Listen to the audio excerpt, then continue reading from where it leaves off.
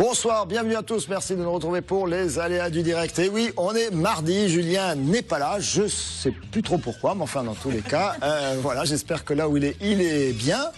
On est mardi, Nicolas, rassurez-moi. On est mardi, il y a beaucoup de choses à dire, mais ça va aller sans Julien, c'est bon, on va s'en sortir. On est mardi. Regardez, Ciao Beltrán Núñez est avec nous. Bonsoir, ciao, vous allez bien? Bonsoir. Je suis ravi de vous avoir avec nous. Voilà. C'est un vrai bonheur. À vos côtés, Nicolas Hirel. Alors Nicolas Hirel, lui, il va nous emmener au fond de l'eau.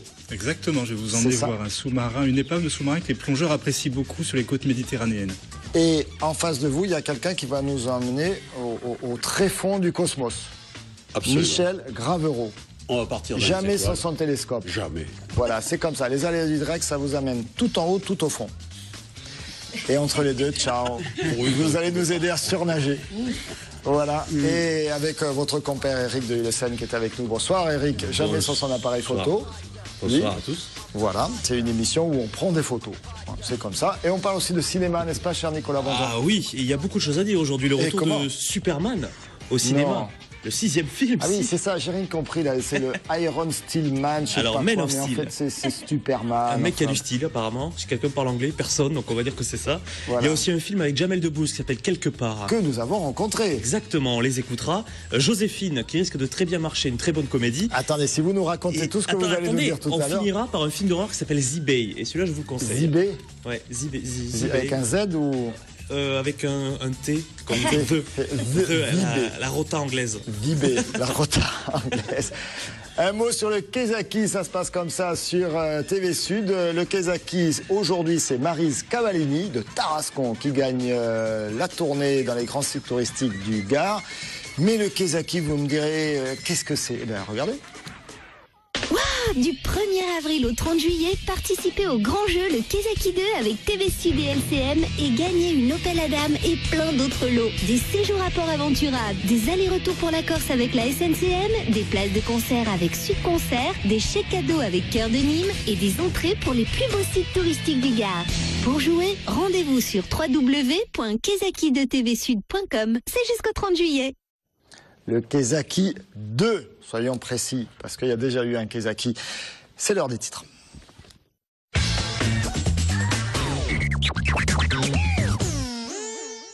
Bonsoir Marlène, tout de bleu vêtue, comment ça va?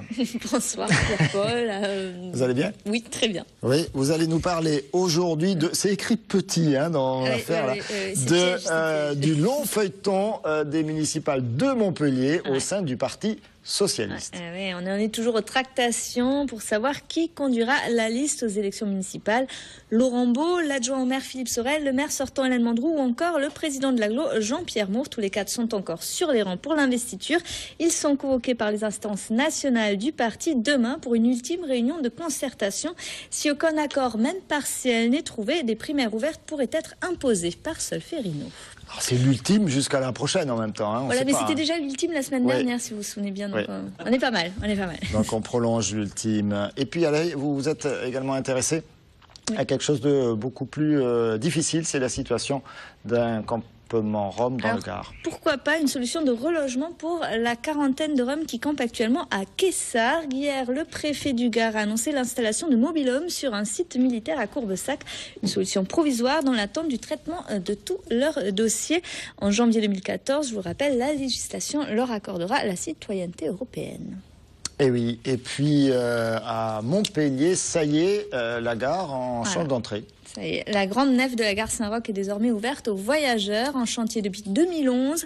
Le dôme qui recouvre les 6 voies de circulation des trains est en partie accessible depuis ce matin. Et à l'intérieur, une agence de voyage SNCF nouvelle génération et 3 commerces.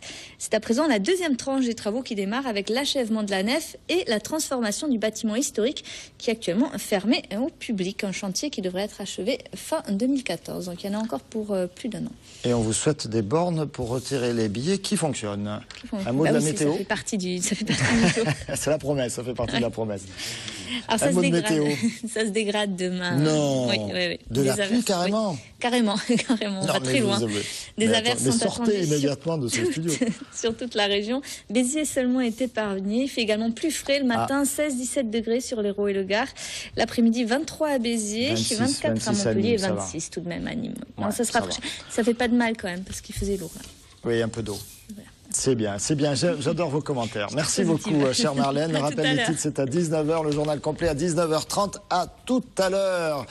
Nous enchaînons avec Charo Beltrán Nunez, qui est avec nous. Alors, il faut le préciser, vous êtes argentine. Oui. Ou française, les deux. Aussi. Mais dans tous les cas, vous nous êtes venus du fin fond de l'Amérique du Sud avec Jérémy Miaille qui nous rejoint sur le plateau. Il organise un tournoi de beach rugby. Il nous en dira un mot également dans un instant. Ça va, Charo? On a bien choisi votre voisin. Tout va bien. Invitez-le peut-être pour un prochain spectacle. Mais... Il est peut-être un peu comédien aussi. Ah, on verra ça. Non, Je suis pas au courant en tout cas. Il n'était pas au courant, mais enfin on va y travailler. Charo, vous présentez ou vous préparez des spectacles en ce moment, lesquels? Oui, plutôt je viens de finir une grande série de spectacles en ce moment. Je viens de finir Gualicho au Théâtre Flamenco, d'Anne Bourrel. Finir aussi les Orly, c'est des performances dans des appartements, c'est des actes artistiques. Donc j'ai chopé la grippe argentine, entre guillemets, par mon partenaire qui venait d'arriver justement, Leonardo Montec. Ah, il vous a ramené un petit cadeau. Il m'a ramené un très joli cadeau, donc je suis presque sans voix. Voilà. Et bon, là, il finit, la majorité des spectacles sont pratiquement... C'est en fin de course, là, c'est ça. Voilà. Vous Mais allez c'est préparer bientôt à la rentrée, donc la prochaine rentrée. Voilà, pour la prochaine rentrée, il y a Gualicho, et Théâtre Flamenco, qui se rejouera à la laiterie des Beaux-Arts. On voit quelques images, là, de ce spectacle-là. Ça, c'est... voilà. Gualicho. Alors, Gualicho, allez, dites-nous-en un petit peu plus. Il n'y a pas de tango, apparemment, il y a plutôt du flamenco ou de la sévillane. Pas du tout de la sévillane. Donc c'est un texte écrit par Anne Bourrel, c'est un auteur montpelliéraine. Et c'est une pièce mise en scène par Isabelle François, et c'est Katia Pousa, qui c'est une bailadora de flamenco, et moi-même, qui ont fait ce duo. Et voilà, c'est une pièce sur un filtre d'amour, digamos, ouais. Sur un filtre d'amour, une femme qui se sent délaissée par son amant, et donc les choses ils évoluent. Et alors, elle lui donne un peu de potion magique. Exact. Ça marche? Pas comme elle l'attendait. Pas tout à fait comme elle l'attendait. Pas tout à fait comme elle s'y attendait. Parlez-nous un petit peu plus de Orly. Alors, ça s'écrit comme l'aéroport, là? Non, ça s'écrit en dehors du lit. Orly. D'accord. Merci, merci la préparation. Orly. En dehors du lit. Voilà. Et alors, vous jouez ça chez les gens. Voilà. On vous appelle, on vous dit tiens coucou, venez nous faire un spectacle, et vous débarquez, vous foutez tout en l'air dans l'appartement, vu les images là. En fait, ça se passe pas réellement comme ça. Et si on met tout en l'air, peut-être des fois, ça dépend des performances. Ça dépend, comme ça vous chante. Voilà, mais c'est... Si vous commencez à vous attaquer à la bibliothèque, là les gars ils vous virent là. Ah, parce que vous êtes en train de le voir. Eh oui. Ah ouais, voilà. Bon là je sais pas, ah non, vous êtes toujours habillé après toutes les fringues que vous avez envoyées en l'air. C'est curieux c'est un peu magique comme spectacle. Alors expliquez-nous, quelqu'un vous appelle et vous dit venez jouer ça chez moi, c'est ça? Non, donc ça c'est un principe créé par Leonardo Montecchia, c'est la personne que vous voyez le monsieur en duo avec moi. Avec des vrais cheveux à gauche là. Voilà, donc c'est des actes artistiques, c'est des performances créées dans des espaces, donc chez des gens. Mais c'est pas ni des amis ni tout ça, c'est réellement il y a un public donc qui suit toutes les performances de Orly, que ça se passe un peu partout. Il est à Bordeaux, à Paris, à Montpellier, à Nîmes, à Marseille, à Toulouse, il est à partout. Toujours le même principe. Donc c'est des artistes de chaque localité en fait, dans laquelle ils créent des performances ou des actes artistiques qui contactent Orly Et donc, ça dépend réellement. C'est en général 4 performances par soir. Et il y a des artistes invités, toujours dans le sens des performances. Hein. C'est des actes artistiques. Mais comment ça fonctionne? Ce sont des gens qui vous proposent de venir le faire chez eux? Donc, Orly, il est composé par des gens aussi qui travaillent pour chercher les appartements. Et donc, ils proposent des appartements. Et donc, après, on adapte les performances, chaque performeur, dû aux appartements qu'on a besoin. Éric de Hulesen, vous aidez à trouver des appartements? Comment ça fonctionne? Non, j'ai simplement fait les images qu'on a vues là. Mais je voudrais revenir sur Gualicho, qui est un spectacle vraiment à voir. Moi, j'ai eu la chance de le voir. Mais c'est fini, là. Elle nous a non, dit, mais il va recommencer parce que il recommence à la rentrée. C'est vraiment très bon. C'est trop bien. J'ai pas trop l'habitude de dire, d'en rajouter. Hein. Mais là, c'est vraiment chouette. C'est pas comme Nicolas. Hein. Nicolas il insiste un peu des fois pour qu'on aille voir les films. Voilà. Alors, donc, il faudra revenir nous voir pour nous dire les dates à la rentrée. Je pense que c'est au mois de février, mars, avril, à la Laiterie des Beaux-Arts. C'est reconduit. 2014. Voilà, 2014. Vous voyez loin, vous voyez, un peu comme les gens du Parti Socialiste à Montpellier, hein, vous voyez loin. Vous êtes entièrement tourné vers 2014. Hein. Vous faites des liens magnifiques. Éric, qu'est-ce qu'on a cette semaine là, dans nos théâtres d'ici et de chez nous? Alors, les théâtres d'ici et de chez nous, on a à l'Amuse-Théâtre Artus qui revient avec son seul en scène. Pour 2 jours, simplement, le 21 et le 22. Donc, Artus à l'Amuse-Théâtre, à 20h30, à voir ce spectacle. Il est vraiment pas mal. C'est notre petit chouchou parce qu'il est montpelliérain, mais enfin, il est vraiment bon. Ensuite, le 26, il y aura une seule représentation la pièce s'appelle Tout baigne. C'est une pièce vraiment très drôle. Donc, à l'Amuse-Théâtre aussi, le 26 juin. Ça parle de pluie et d'eau. Alors, ouais, il y a beaucoup d'eau. Il y a beaucoup d'eau. Il y a 6 personnes qui sont coincées dans une maison à cause des inondations. Une femme va accoucher, mais il ne faut surtout pas lui dire qu'il y a des risques. Qu'elle va accoucher. Oui, qu'elle accouche, elle le sait. Mais pas tout de suite.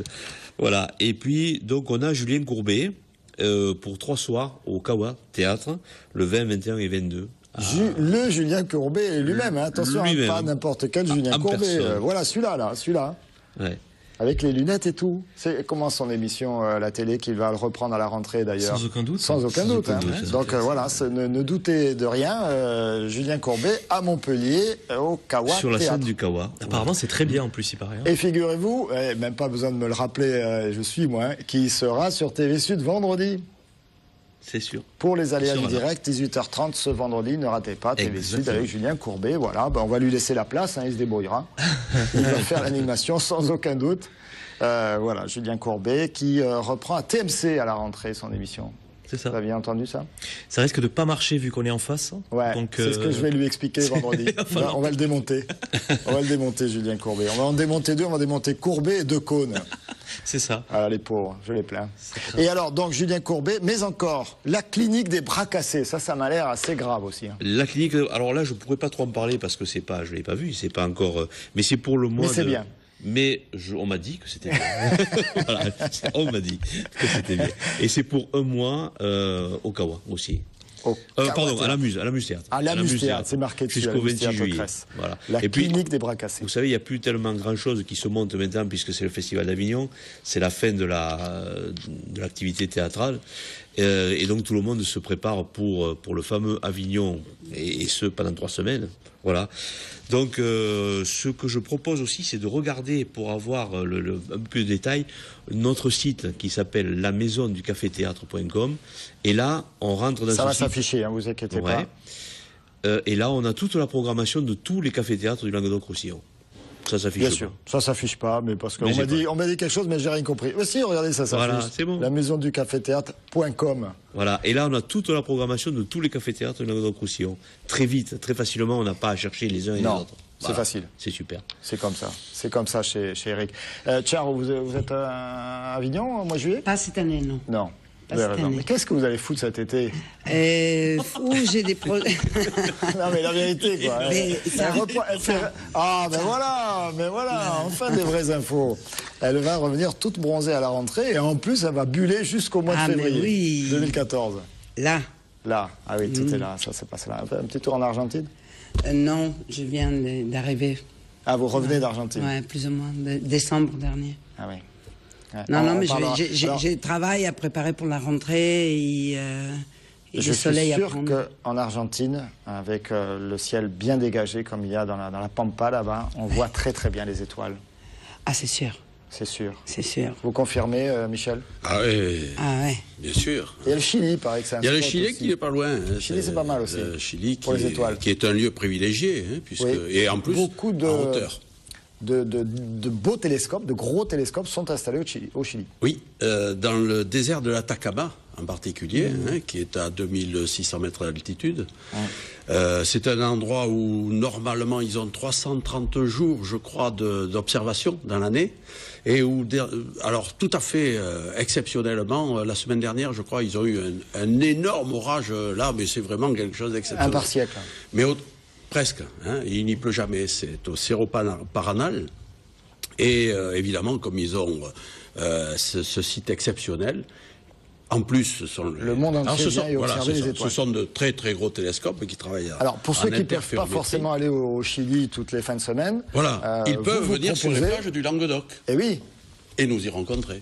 Voilà, et c'est lourd un peu votre affaire quand même là, votre truc là, non? Ah, c'est pas une simple paire de jumelles, c'est un beau colis, oui, ça. C'est pas mal, hein? C'est pour ça qu'il ne faut pas être trop loin quand même du lieu. Parce que avec, non? Alors ça fait une trentaine de kilos, mais ça se porte. Ça se traîne mal dans les voitures.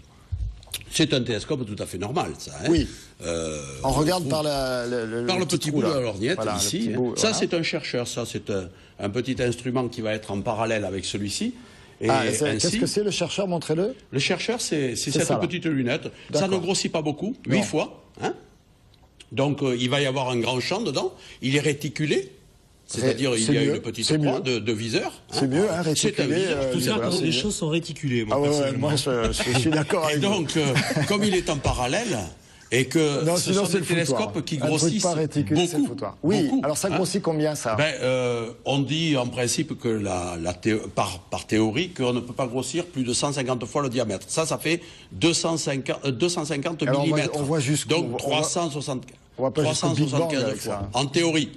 On n'y va jamais. Quand on regarde la Lune et qu'on émerveille les gens avec la Lune, c'est avec 65 fois. Quand on regarde Saturne le soir, on est à 130 fois. Vous voyez, on est loin, très loin. On la voit comme ça, Saturne, là, comme on le voit à l'image, là, ou... Non. Alors, non, ça c'est... vous voyez, on voit l'ombre sur Saturne. Ça, c'est une image prise par une sonde qui tourne autour de Saturne depuis 2004, juillet 2004, ça fait donc 9 ans, elle s'appelle Cassini, et c'est là où il y a eu un progrès énorme dans l'astronomie.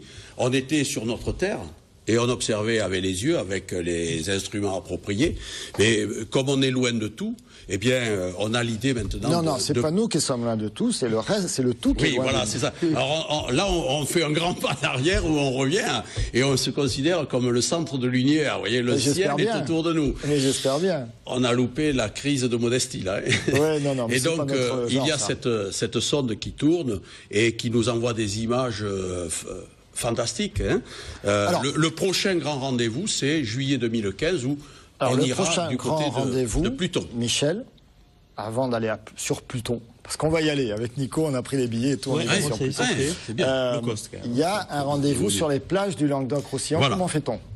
Le site internet. Comment fait-on? Il y a le site cielmonami.com, cielmonami.toutattaché.com, et vous avez l'agenda. Mais... il y en aura pour tout le monde. Cette association que j'ai créée il y a maintenant 8 ans, elle est faite pour se promener un peu dans le dépardiole. Alors, si je prends la liste, par exemple, des plages, puisqu'il y a les plages... elle est longue. Carnot, Palavas, Vic-la-Gardiole, Frontignan, et on va jusqu'à Valras, et on va même à l'intérieur des terres. Et là, il faut aller carrément sur le site. Et notre soirée, si vous voulez, commence au milieu de l'après-midi, vers 17h, où on va montrer le soleil. Parce que ça aussi, c'est une chose qui surprend les gens, puisqu'on leur dit toujours... en particulier au moment des éclipses, surtout ne regardez pas le soleil. Jamais. Eh bien, on a des télescopes spéciaux, pas celui-ci, bien entendu, il cramerait les yeux, mais des lunettes qui permettent de voir, avec des filtres, les taches du soleil, les protubérances, c'est-à-dire ce que l'on appelle les flammes du soleil. Ça, c'est scotchant. Hein, et après, on passe toute la nuit à voir le reste. Le soir, avant de regarder avec les télescopes, dès la tombée de la nuit... On fait l'apéro.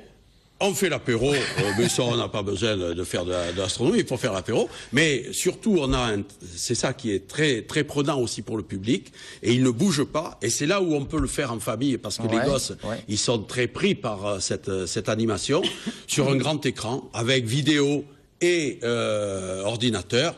Je fais un commentaire en direct, une causerie, on va dire, une causerie. Comment on fait pour s'inscrire? Comment on fait? C'est gratuit. Et on arrive sur... il suffit de... Prochain rendez-vous? Alors, le prochain rendez-vous, on démarre vraiment la saison samedi et dimanche prochain avec l'Office du tourisme du Cap d'Agde. Et après, on sera sur le port. Tous les week-ends, grosso modo. Non, c'est tous les soirs. Tous les soirs? Il est intarissable, je suis sûr qu'il est intarissable tous les soirs. Et c'est gratuit. J'ai trouvé votre occupation pour cet été. Et non seulement ça, vous pouvez regarder... Non, vous avez bien fait de venir. Ah, mais je vous ai promis, j'allais m'occuper de vous. Surtout que j'adore les étoiles. Et vous avez le passage aussi de la... On fait voir le passage de la Station Spatiale Internationale. Ah, très bien. Il n'y a pas une petite comète qui traîne? Alors, il y en a une qui est passée, elle s'appelait Spanstar, et pour l'été, il n'y en a pas, mais pour le mois de novembre, vous en avez une qui est annoncée. Alors, pas de comète cet été, mais pour tout de suite, la pub.